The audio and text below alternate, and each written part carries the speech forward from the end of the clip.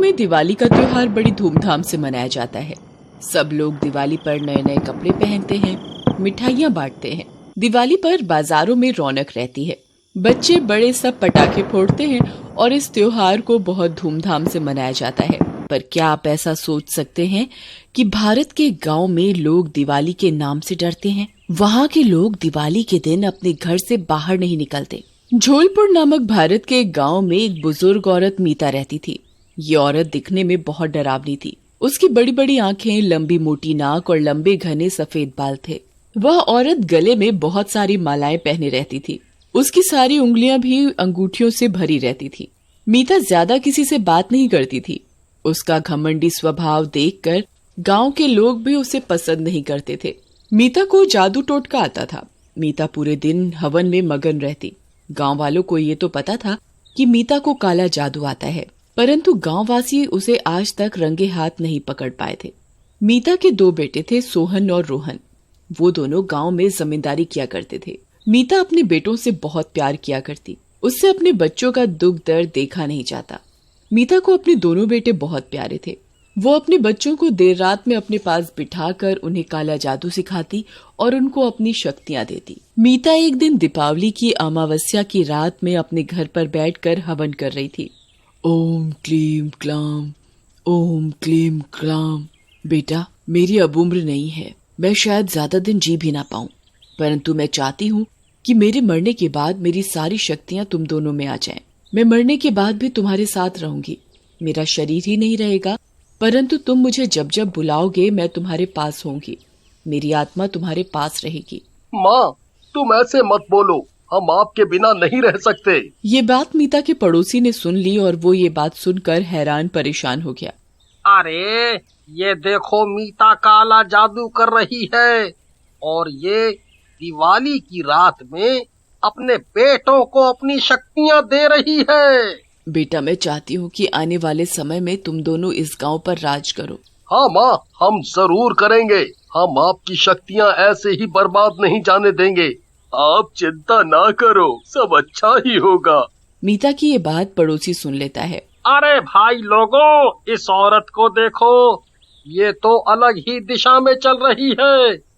ये तो काले जादू से हम सब गांव वासियों को अपने बस में करना चाहती है।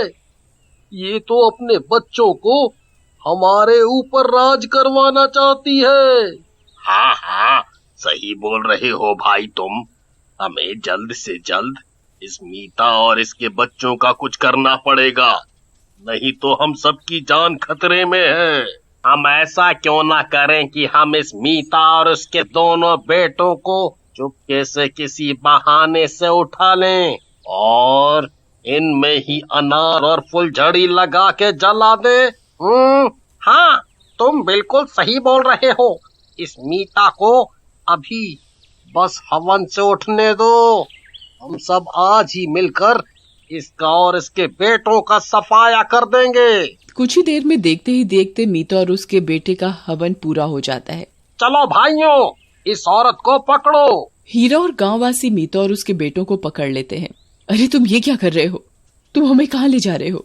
कोई है, हमें बचाओ, हमें बचाओ। तू अभी अपने बेटों के साथ बैठकर जो हवन कर रही थी और तेरी सारी बातें हम सब गांव वालों ने सुन ली हैं। अब देख, हम सब मिलकर क्या हाल करते हैं तेरा। तो फिर हम अब ऐसा क्या करें कि इन तीनों का हमारे गांव से नामो निशान ही मिट जाए? होए?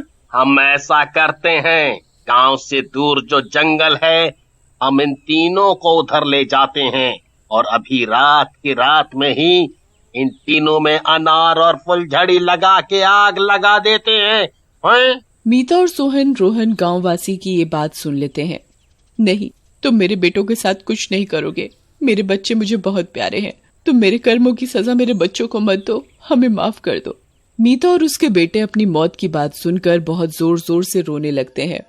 हीरा और गांव वाले देखते ही देखते दीपावली की रात में, जहां पूरा देश खुशी मना रहा होता है और मिठाइयां बांटी जा रही होती हैं, वो सब और उसके बेटे को लेकर अपने गांव से काले जादू का नाश करने जा रहे होते हैं। काफी मेहनत और मशक्कत के बाद हीरा और उसके गांववासी मीता और उसके बेटे को लेकर जंगल पहुंच जाते हैं। चलो भाई लोग, हम अब यहाँ पहुँच ही गए हैं। अब इन्हें हमें जल्द से जल्द ही जलाना होगा। वैसे भी आज दिवाली की रात है। आज के दिन ये काला जादू और टोना टोटका बहुत असर करता है। गांववासी देखते ही देखते मीता और उसके बेटे रोहन और सोहन में अनार और फुलझड़ी से आग लगा देते हैं। कोई बचाओ, हमें कोई बचाओ। मैंने माना कि मैंने गलती की है, पर इसकी सजा तुम मेरे बेटे को दे रहे हो। मैं तुम्हें कभी माफ नहीं करूंगी। देखते ही देखते मीता और उसके बेटे रोहन और सोहन अनार और फुलझड़ी से जलने लगते हैं। अरे भाई लोगों, चलो अब घर चलें। हमने इन्हें इनके पापों की सजा दे दी है। आओ चलो, अब हम सब मिलकर घर चलें और अपना दिवाली का त्योहार और धूमधाम से मनाएं। हाँ बिल्कुल, अच्छा हुआ हमें इस मीता के बारे में आज पता लग गया और हमने इनका विनाश कर दिया। एक तरफ मीता और उसके बेटे पटाखों में जल रहे थे तो दूसरी तरफ गांववासी अपने घर जाकर दिवाली मनाने की तैयारी कर रहे थे। हीरा मीता को जलाकर गांव पहुंच जाता है तो वह मीता, सोहन और रोहन को अपनी आंखों के आगे देखता है। अरे कोई बचाओ, कोई बचाओ! ये मीता को तो हम सभी गांव वासी अभी जला कर आए हैं। ये औरत अपने बेटों के साथ यहाँ कैसे पहुँच गई? मीता अब एक चुड़ैल बन चुकी थी और रोहन और सोहन भूत। तुझे शर्म नहीं आई ना? मैंने कितने हाथ पैर जोड़े थे तेरे आगे, पर तूने हमारी एक नहीं सुनी। तूने हम सबको बम में जलाकर मार डाला। देख अब मैं तेरा क्या हाल करती हूँ। नहीं नहीं, मैंने कुछ नहीं किया।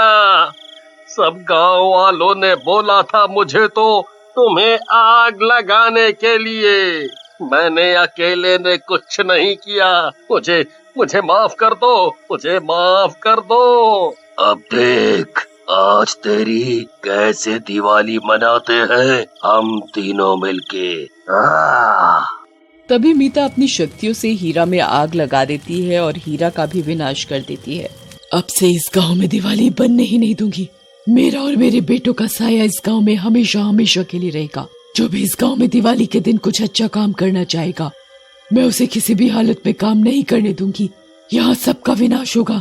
इन्होंने मुझे और मेरे बेटों को जिंदा जलाकर मार डाला। हर एक से बदला लिया जाएगा।